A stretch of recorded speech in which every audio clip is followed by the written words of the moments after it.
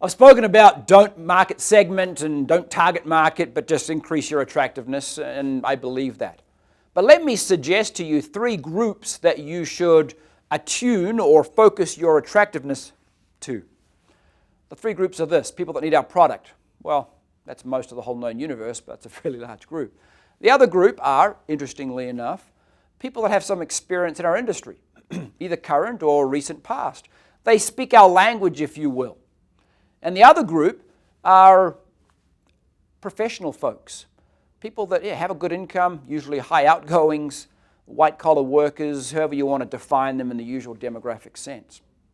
The reason I bring those 3 up is because those are the 3 fields that I play in, because I can relate to them and have some degree of commonality of language and overlap in terms of conversation. So as I look at my attractiveness and where I'm trying to begin and stimulate conversations, it's those 3 groups of people.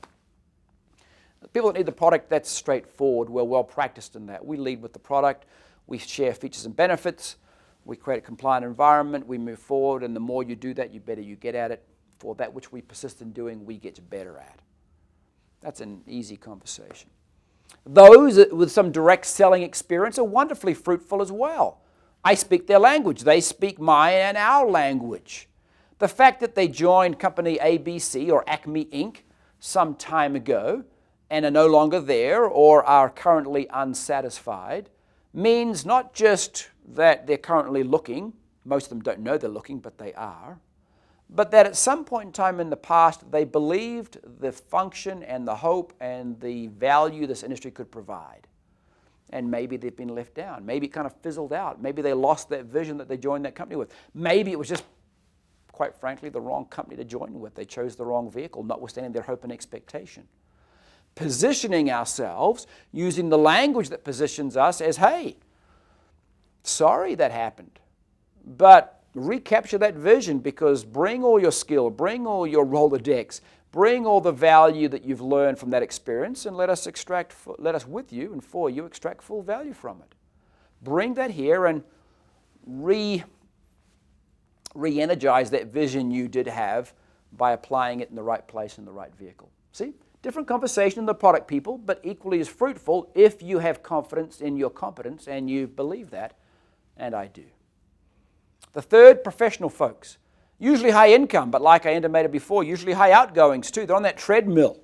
You know, the lawyer, the accountant, the office worker, whatever. They're on a treadmill. They're on a salary. They don't work. They don't really get paid except for those 2 or 3 weeks of paid vacation. You know, the lawyer with the billables doesn't do billables, doesn't get paid, doesn't get the corner office, doesn't become the partner. The pressure in those environments is huge. And they're kind of stuck. And so they really are, without knowing, looking for a plan B. Back to that conversation. That's why a lot of dentists and doctors and lawyers always think they want to become restaurateurs. It always amazes me that every lawyer thinks they're a great business person or going to be a great restaurateur. The reason they're doing that is because they're looking for leverage, they're looking for duplication, they're looking to apply their skill set in a way that provides an ongoing, leveraged, duplicated, growing, compounding return, not just trading hours for dollars or months for salary or whatever the case may be. That conversation is easy to have. Now, the sum of this for me in my experience is this. People that come in for the product, we gather together and they share their testimonial on the product. Those folks with some direct selling experience, guess what? They know how to tell those stories. They know the value of those stories. And they grab onto that and say, holy smoke, I'm going to double down my effort here, and this really is the right place and a good vehicle, and all the logic that flows from that. And then the professionals that are there, and they're few in number usually because they view us in this industry with some degree of skepticism, unfortunately. They all of a sudden, say what you want about them, but they're smart cookies. They see the product working. They see the story being told of their own and other folks' story. And they put those two together and say, hang on a minute, there's an opportunity here. This could be my plan B. I'm seeing validation in terms of the business side and the stories being told and how to tell them. And I'm seeing the product working and the stories being created. I get that. I can triangulate that and do that in a business sense that works for me in a leveraged, duplicated way. Inevitably what happens is those professional folks usually end up slower start but take over in terms of the play, in terms of the results produced. So there's value in pursuing or become attractive to those that need the product, obviously. There's value in pursuing those that have direct selling industry experience, obviously. And adjusting your language to suit that group and making yourself more attractive there. There's likewise value in pursuing those professional folks that are looking for leverage or duplication in their economic lives, as well as have need for the product. But there's real value when those three groups begin to get together and exchange value. The professional's discipline adds to maybe someone else's lack of discipline. The product person that needed their product and produces the great result blesses the lives of the others that are part of that group. The synergy that comes, the 1 + 1 + 1 equals much more than 3. Now, I'm not suggesting you should make yourself attractive to those three groups. Those are three groups that I have some comfort in speaking the language of. So I'm naturally slightly better in those groups than maybe I am with medical professionals. I can't speak their language.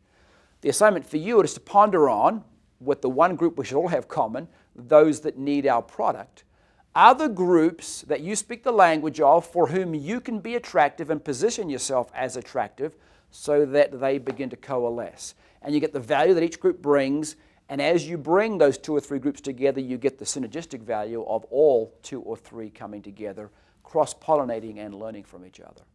That's a valuable approach, particularly as we commence a new year and come at it with fresh attitudes and fresh approaches, but same disciplines. Thanks and have a great day.